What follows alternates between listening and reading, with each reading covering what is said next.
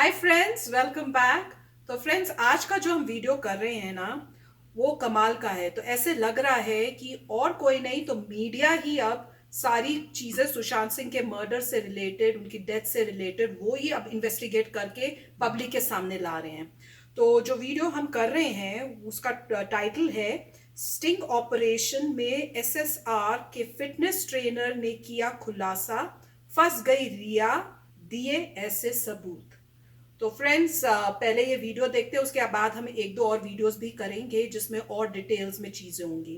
तो पहले ये वीडियो देखते हैं क्योंकि आप लोगों ने काफी सारे सजेस्ट किए हैं, तो मुझे काफी ऐसे लगे कि या इनसे नई नई चीजें पता चल रही हैं। तो पहले हम ये वीडियो कर देखते हैं और थोड़ी इंफॉर्मेशन कलेक्ट करते हैं और उसके बाद हम नेक्स्ट वीडियोस करेंगे। तो चलो फ्रेंड्स, स्टार्ट करते हैं आज का ये वीडियो। क्या रिया चक्रवर्ती सुशांत सिंह राजपूत को बिना किसी बीमारी के दे रही थी दवाइयां? क्या रिया चक्रवर्ती सुशांत सिंह राजपूत को दिमागी तौर पर बीमार करने के लिए ये दवाइयां दे रही थी? किस डॉक्टर ने ये दवाइयां लिखी है और क्या उस डॉक्टर ने सुशांत सिंह राजपूत के साथ उनकी काउंसलिंग की है जो ये दवाइयां लिखी है? क्या है रिया के सुशांत को दवाइयां देने का कारण? ये सामने आया है। सुशांत सिंह राजपूत के फिटनेस ट्रेनर ने इस बात को खोला है। सुशांत सिंह राजपूत काफी फिट थे, ये खुलासा किया है उनके फिटनेस ट्रेनर सईद अहमद ने। एक्चुअली सईद अहमद के साथ एक स्टिंग ऑपरेशन किया एक टीवी न्यूज चैनल ने, जिस स्टिंग ऑपरेशन में इस बात का खुलासा हुआ कि सईद अहमद के हिसाब से सुशांत सिंह राजपूत परफेक्टली फाइन थे, उन्हें किसी भी तरह के मेडिकेशन की जरूरत नहीं थी। आपको बता दें कि पिछले 5 साल से सईद सुशांत सिंह राजपूत को ट्रेन कर रहे हैं और इस साल मार्च तक वो सुशांत सिंह राजपूत को ट्रेन कर रहे थे। सईद का कहना है कि सुशांत सिंह राजपूत बहुत मेहनत करते थे और काफी फिट थे। सईद से जब पूछा गया कि क्या आपके हिसाब से कोई दवाइयों की जरूरत थी सुशांत सिंह राजपूत को, तो उनका कहना था कि सुशांत सिंह राजपूत बिल्कुल फिट थे, उनके हिसाब से सुशांत सिंह राजपूत को किसी भी तरह के मेडिकेशन की जरूरत नहीं थी।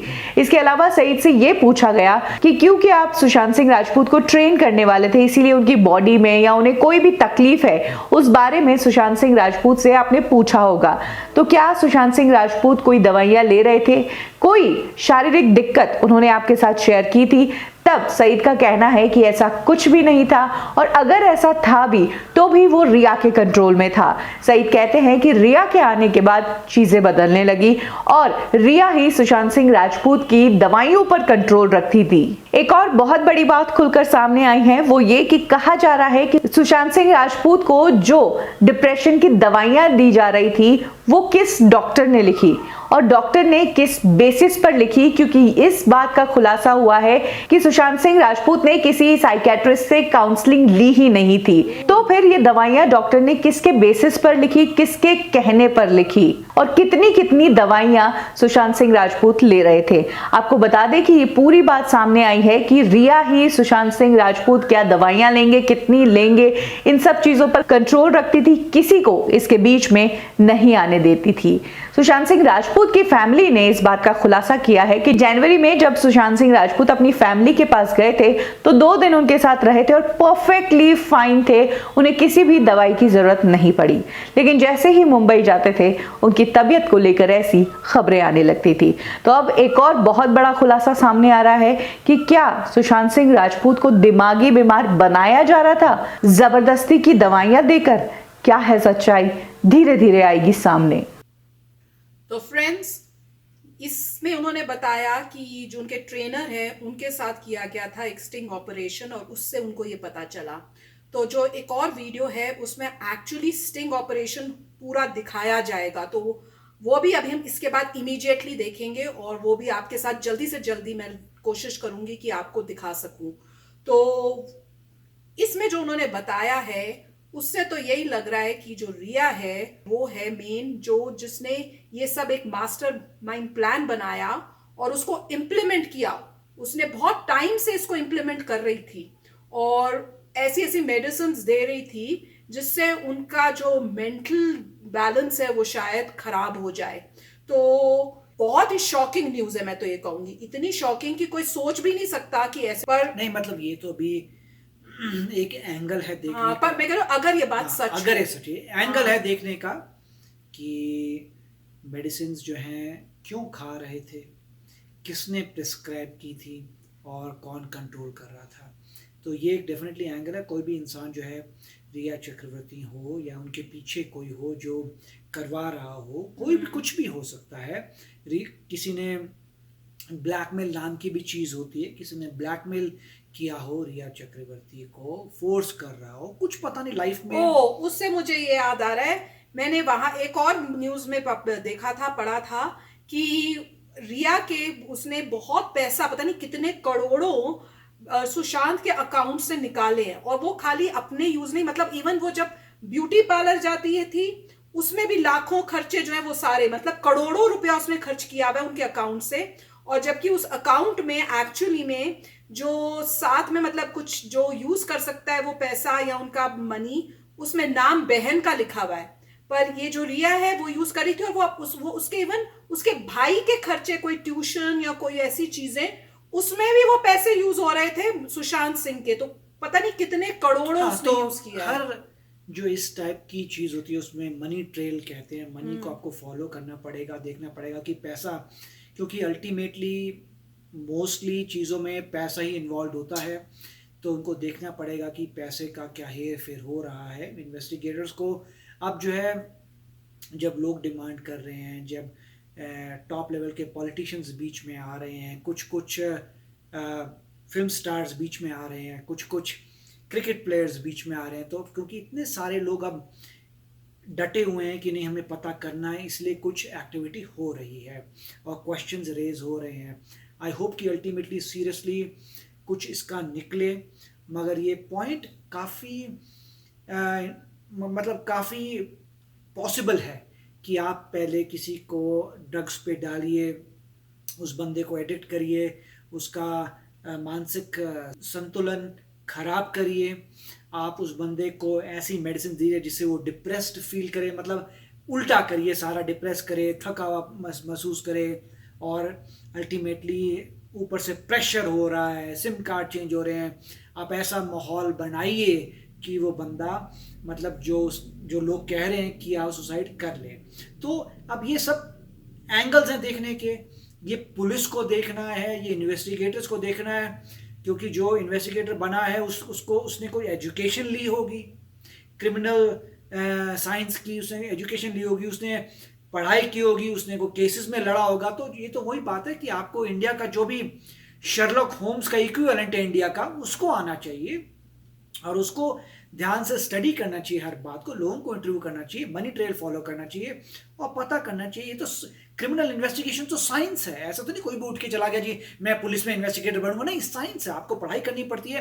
एटलीस्ट यूएस में तो, और इंडिया में भी होगा, आपको पढ़ाई करनी पड़ती है, आपके एग्जाम होते हैं, आपको पूरा सबको सीखना पड़ता है इन्वेस्टिगेशंस का, जिसको यहाँ पर भी बोलते हैं प्राइवेट इन्वेस्टिगेटर की डिग्री मिलती है। कई लोग होते हैं प्राइवेट इन्वेस्टिगेटर डिग्री है, वो काम करते हैं डिफरेंट डिफरेंट चीज़ों के लिए, इंश्योरेंस फ्रॉड के लिए काम करते हैं, कहीं मोस्टली इंश्योरेंस के लिए होता है, किसी ने घर चला दिया, ये कर दिया, तो उसमें जाते हैं। कई जगह होते हैं जहाँ पे लॉयर्स होता है, डिवोर्स लॉयर्स, उनके लिए काम करते हैं। तो प्राइवेट इन्वेस्टिगेटर तो बहुत ही कॉमन चीज़ है, जिनका डिग्रीज होती हैं, जो इंटरेस्टेड होते हैं और वो दुनिया भर की चीज़ों के लिए काम करते हैं। सिमिलरली यहाँ पर भी जो भी इंडिया का शर्लॉक होम्स है उसको इन्वॉल्व करना चाहिए, लेट दैट पर्सन रन करे वो केस को, हर बंदे को देखे, हर एंगल देखे।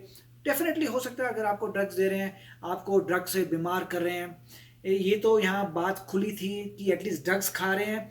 कई बार ऐसा होता है कि कितनी न्यूज़ आती है कि पता भी नहीं होता हस्बैंड को या वाइफ को, और दूसरा जो पार्टनर है रात को धीरे धीरे ड्रग्स डालता जाता है, बंदे की तबीयत खराब होती है। एक बार ऐसा हुआ भी था कि मतलब एक बंदा जो है लेडी के उसमें डाला था ड्रग्स, और धीरे धीरे उसकी तबीयत खराब हो रही है, अल्टीमेटली डॉक्टर के पास गई, सुन तो पॉइजन तुम्हारी बॉडी में, पॉइजन कहाँ से आया तो पता लगा अगली बार, मतलब डाइवोर्स का चक्कर कुछ चल रहा था। तो ऐसे कितने सारे केसेस हैं, सारी स्टडीज जो है प्राइवेट इन्वेस्टिगेटर, जो भी शर्लॉक होम्स ऑफ इंडिया है उसने की होंगी, उसको पता होगा, सीबीआई को पता होगा। तो डेफिनेटली एक ये एंगल है कि कोई बहुत ही देर से प्लान बना रहा था, धीरे धीरे जब भी देखिए, पहले तो आप देखना पड़ेगा पहले कॉन्फ्लिक्ट कहां शुरू हुआ।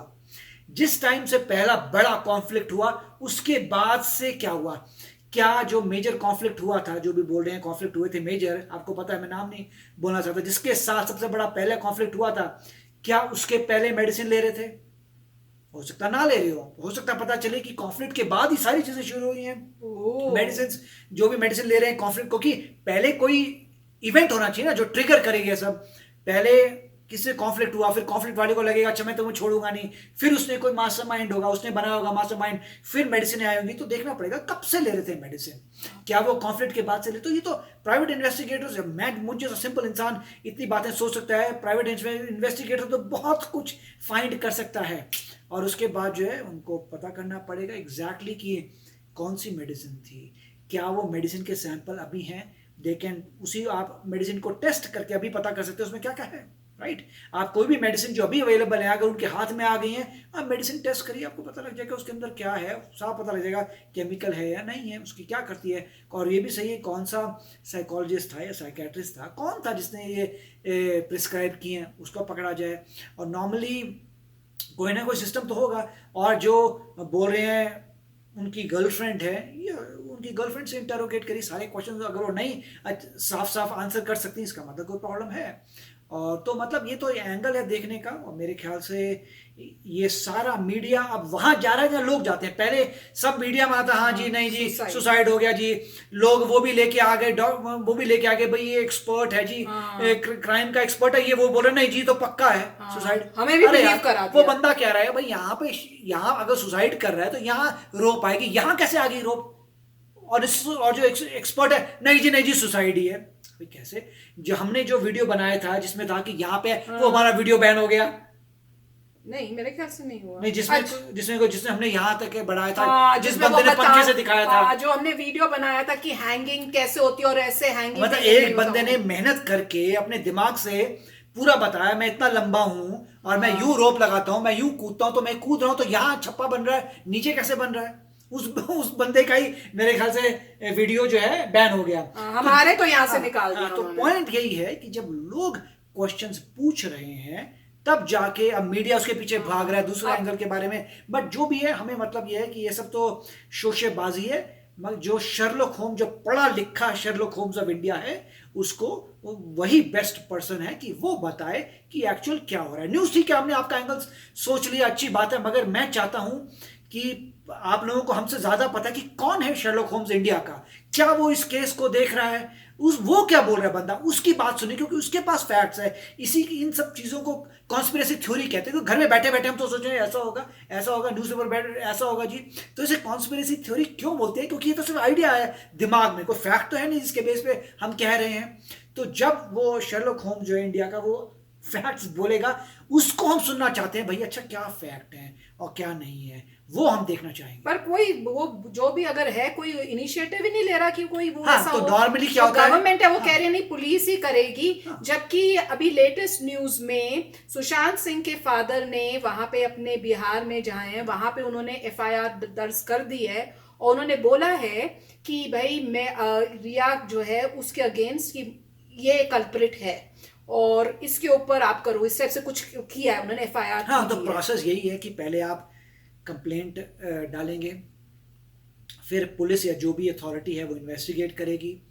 जब वो नैरो डाउन कर लेगी कि ये लोग हैं कल्प्रिट, फिर कोर्ट में केस होगा। जब कोर्ट में केस होगा तब सब बातें ट्रांसपेरेंट होगी। नॉर्मली ओपन पब्लिक केसेस होते हैं कि आप जाके बैठ सके। मेरे ख्याल से यूएस में तो ये सिस्टम है, जितने बड़े केसेस में पब्लिक होते हैं, आपको बैठना है आप बैठ लीजिए, आप बैठ के देख सकते हैं। तो ऑफकोर्स ज़्यादा लोग अगर आना चाहते हैं, ज़्यादा लोग को अलाउ नहीं करते, उन्हीं लोगों को अलाउ करते हैं जो किसी तरीके से कनेक्टेड है केस से, उनकी हायर प्रायोरिटी होती है। मगर लाइव ब्रॉडकास्ट भी आजकल होता है, लाइव ब्रॉडकास्ट करते थे, हर इंसान देख सकता है क्या हो रहा है। तो अल्टीमेटली वो लास्ट स्टेप होगा जब शर्लॉक होम्स जो है वो प्रेजेंट करेगा फैक्ट्स। मगर वो कौन है शर्लॉक होम्स, वो पता करना चाहते हैं जो इन्वेस्टिगेट कर रहा है। और ऑफ कोर्स वो तभी बताएगा जब कोर्ट की डीलिंग शुरू होगी, तभी बताएगा वो सब कुछ। अभी तो बताएगा नहीं, अभी तो नैरो डाउन करेंगे। जब नैरो डाउन हो जाएगा कि हम इसको चार्ज कर रहे हैं, पहले तो अभी तक तो ये पता नहीं चला बंदे किसको बोला कि बंदे रिस्पॉन्सिबल, अभी ये नहीं आया।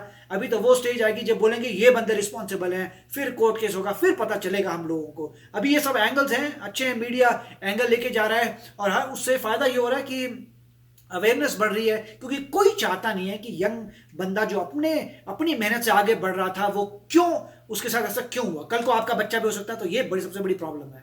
यस फ्रेंड्स, तो इस वीडियो को एंड करते हैं और जल्दी से दूसरा वीडियो देखते हैं जिसमें एक्चुअली में वो जो स्टिंग ऑपरेशन है उसको वो दिखाएंगे।